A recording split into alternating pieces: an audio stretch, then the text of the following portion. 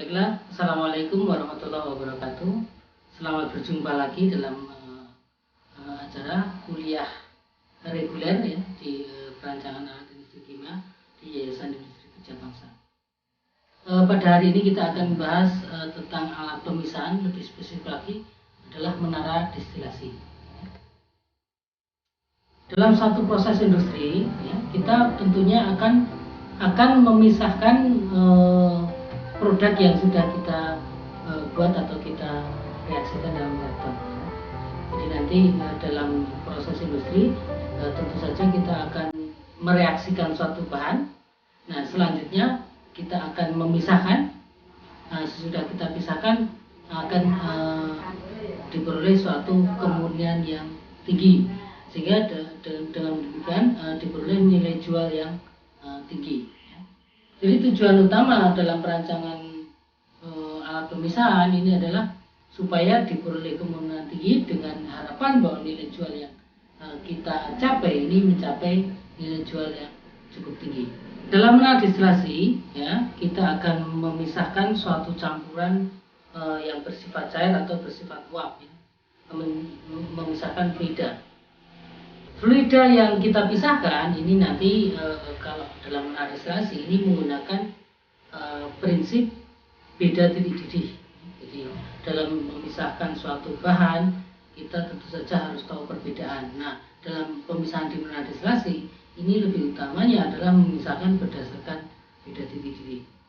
Jadi menara destilasi adalah suatu alat yang digunakan untuk memisahkan suatu campuran fluida berdasarkan beda titik didih. Atau bisa disebut juga dengan didefinisikan dengan alat yang digunakan untuk memisahkan campuran berdasarkan beda relatif volatilitasnya. Ya.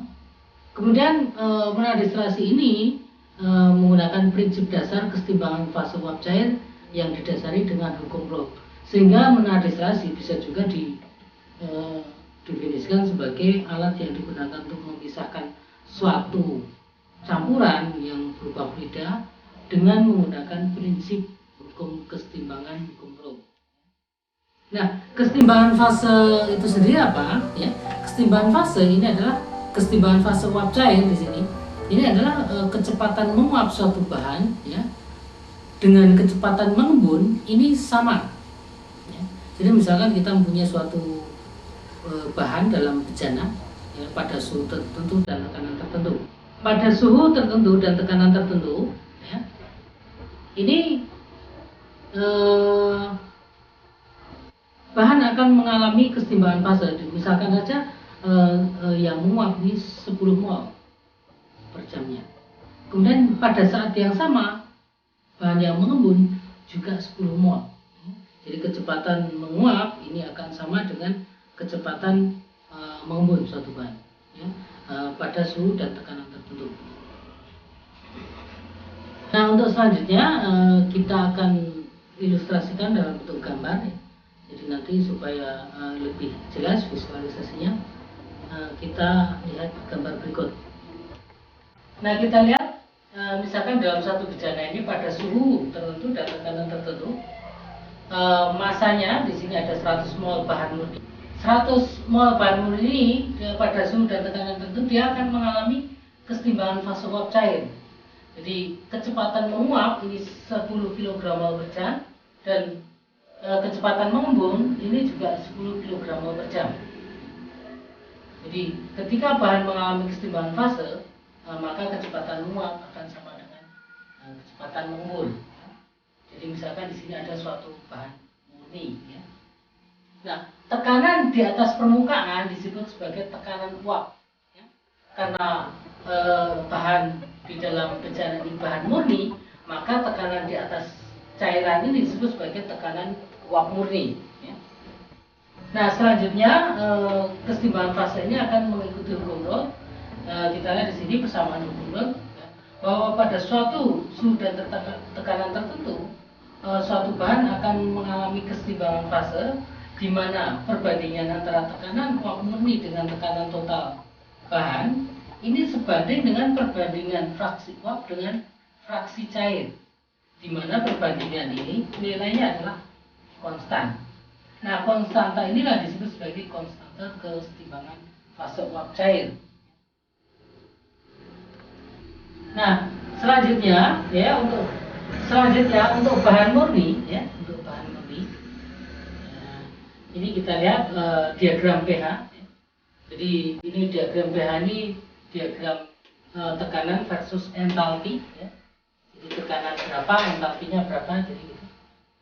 Nah, di sini gambarnya seperti ini. Jadi nanti ini adalah titik kritis ya. Nah, kondisi di bawah kondisi titik didih. Jadi nanti ini adalah garis titik didih.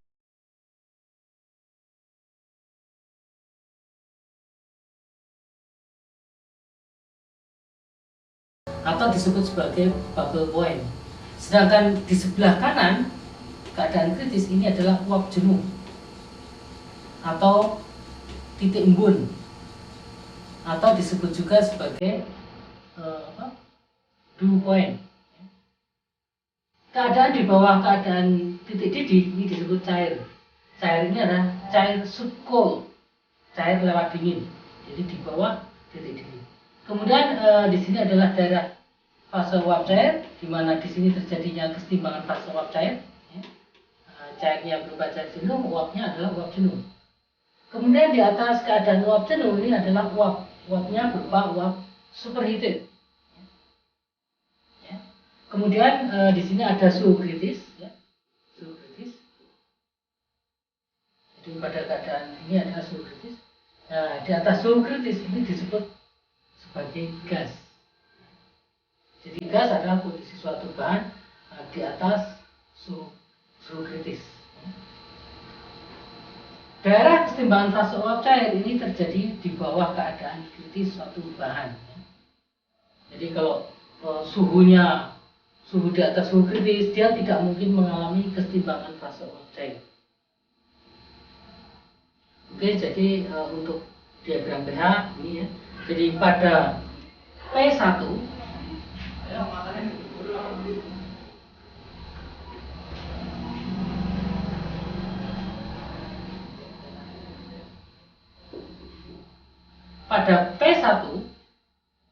bahan ini akan mendidih pada titik ini. Kemudian titik embunnya di sini adalah titik embun, ini titik didih. Nah, garis ini mempunyai suhu yang sama. Ya. Jadi kalau misalkan ini suhu 30, di sini 30, 30, 30, 30, 30. T2. T2. Mendidihnya berapa? Oh, pada P2. Pada P2, maka tekanan titik didihnya adalah T2 di sini. Pas titik di sini. Titik embunnya adalah di sini. Jadi nanti ini TD2, ini TE2. Titik embun, titik didih, titik embun.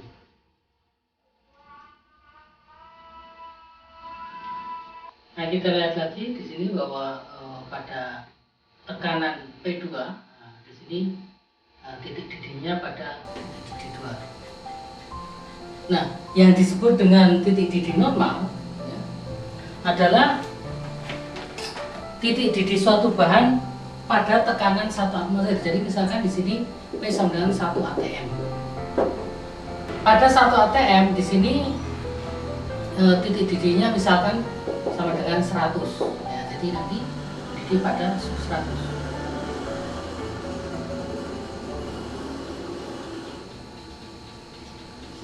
Pada keadaan uap murni, ya, pada bahan murni tidak ada campuran, ya.